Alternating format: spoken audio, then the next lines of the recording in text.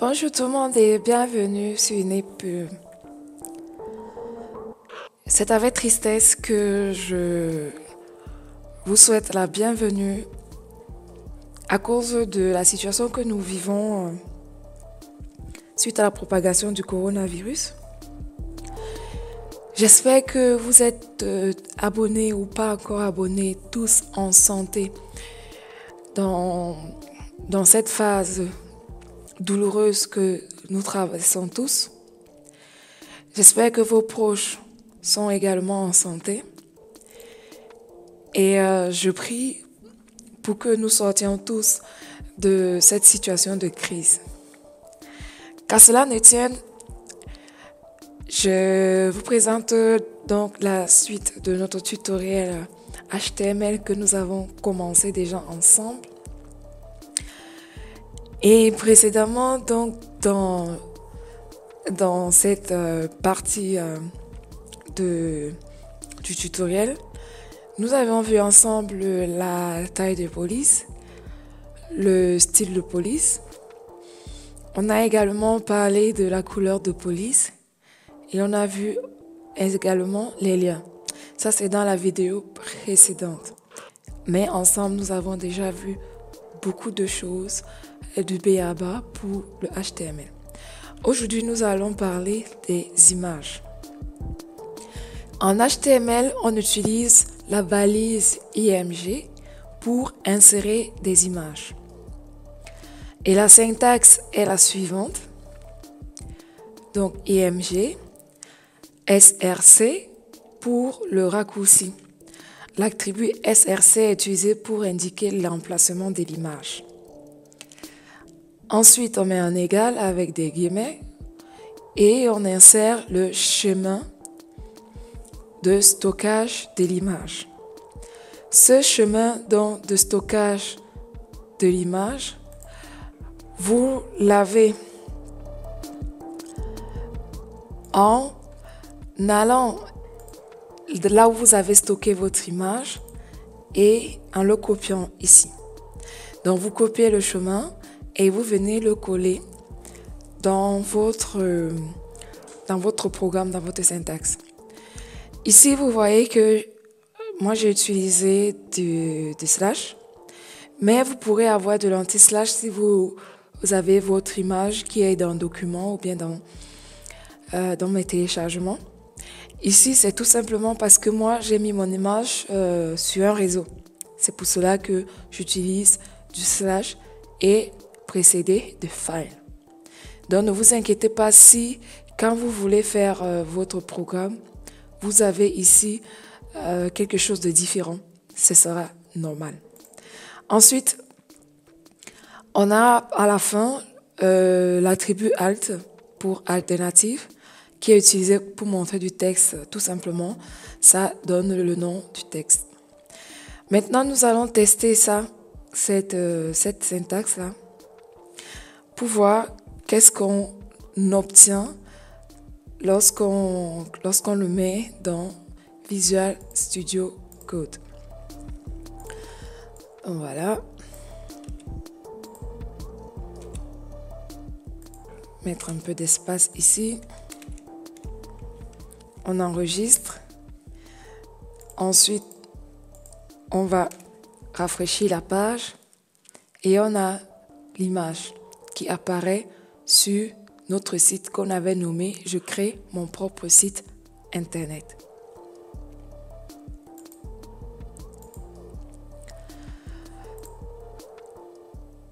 Ensuite, nous allons parler maintenant de la dimension d'une image. Tout à l'heure, quand j'ai montré la page internet, on a vu que l'image s'était étendue sur toute la page. Par contre, on peut donner des valeurs pour dimensionner la page. Et pour ce faire, on utilise des propriétés float, margin et white. Plus en détail, je reviendrai tout à l'heure sur la syntaxe. Si on veut parler du float, le float c'est une propriété CSS qui permet de sortir un élément du flux normal de la page et de le faire flotter contre un bord de son élément parent conteneur ou contre un autre élément flottant. Les valeurs de flotte sont left. Quand on utilise donc la valeur left, l'élément va venir se positionner à l'extrémité gauche de son élément conteneur ou va être décalé sur la gauche jusqu'à toucher un élément autre avec un float left.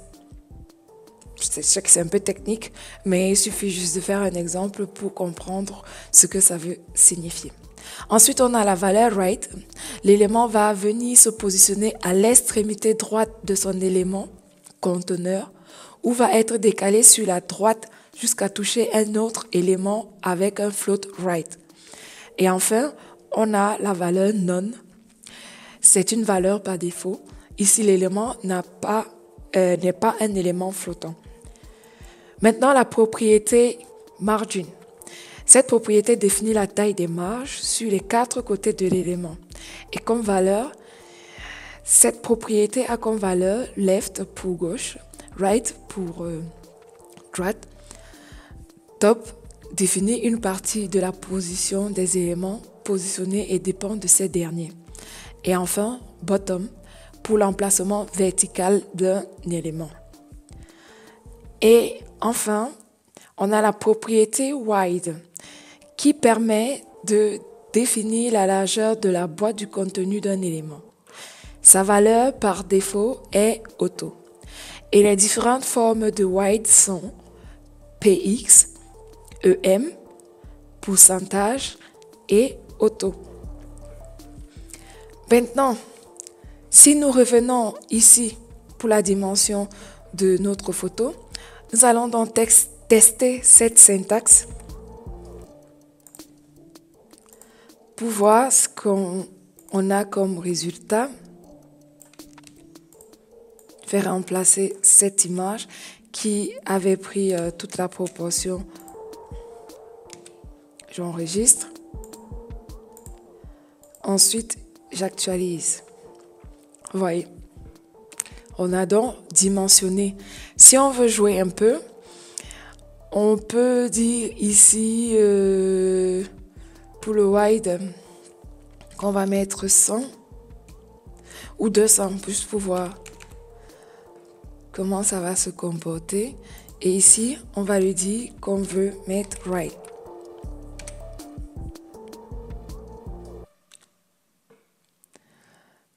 Ok, on va enlever ça et on va enlever ça.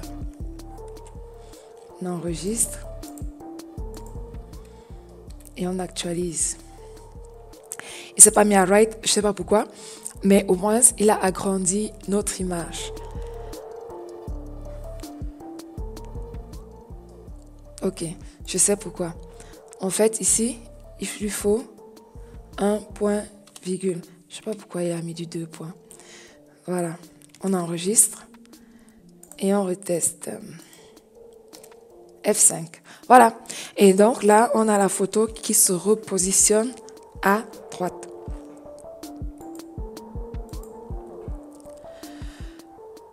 Ensuite, nous pouvons également utiliser les images comme lien. Voilà tout le programme, tout le code qu'il faut écrire.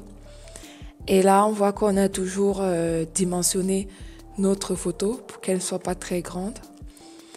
Et on va donc aller dans le programme pour le tester.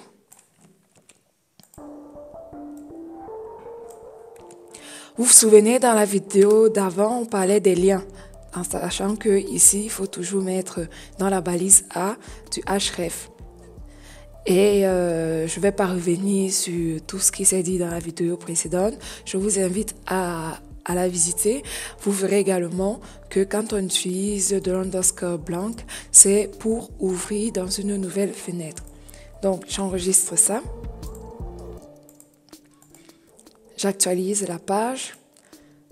Et là, si on clique sur la photo, on est redirigé dans une nouvelle fenêtre. Et comme on avait mis le lien de NipPub, de la page YouTube, de la chaîne YouTube, ça nous amène donc à la page NipPub.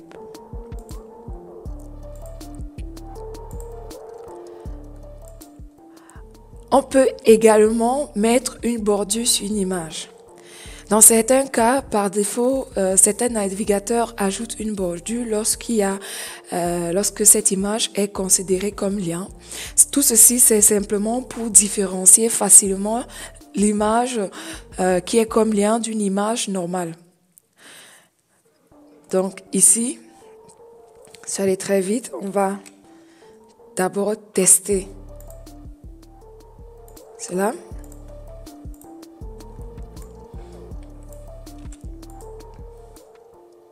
Donc ici, je remets le code qu'on avait tout à l'heure dans la présentation.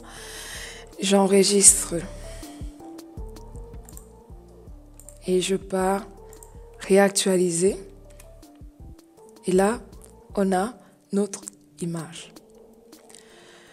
On peut également, en glissant la souris tout simplement sur le code de l'image, ici,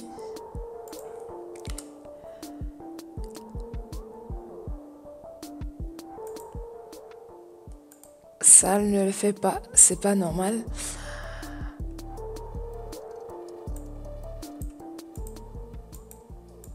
En fait, ici vous pouvez, quand vous avez la photo, vous avez la souris sur le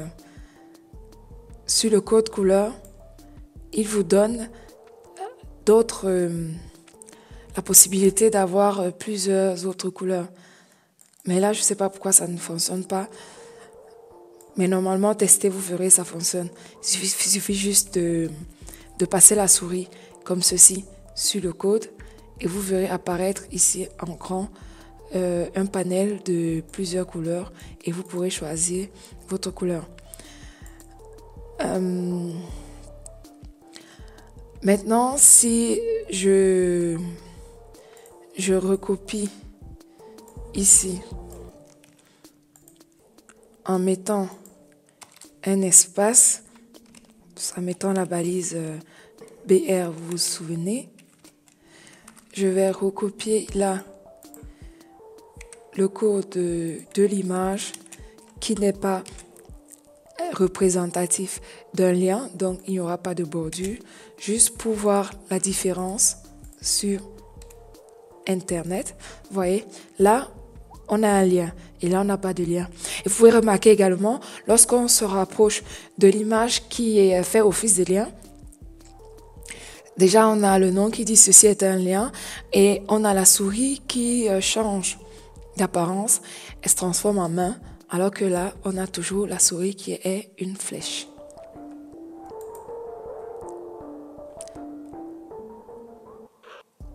Non, ça marche pas. Je voulais retester pour voir. Non.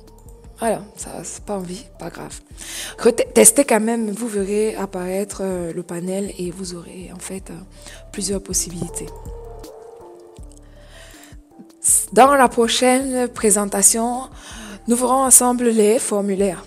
Donc le formulaire champ de texte, un email, bouton radio et les cases à cocher. Voilà, c'est donc ici que s'achève cette petite vidéo.